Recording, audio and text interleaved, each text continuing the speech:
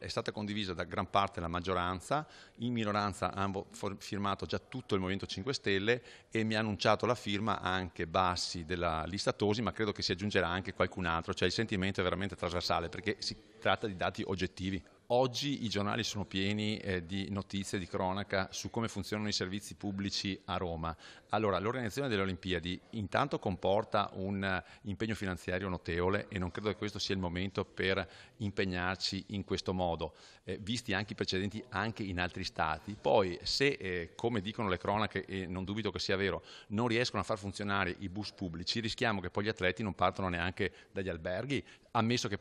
arrivino, perché a Fiumicino ci sono incendi ogni 2 mesi. Quindi voglio dire, facciamoci un esame di coscienza, mettiamo a posto le cose come sono, garantiamo ai cittadini di Roma, che sono i primi a subire queste conseguenze, i servizi minimi essenziali per potersi muovere di casa con la macchina o con i mezzi pubblici, perché poi mi risulta che anche le strade siano piene di buchi, cioè non mi pare la vetrina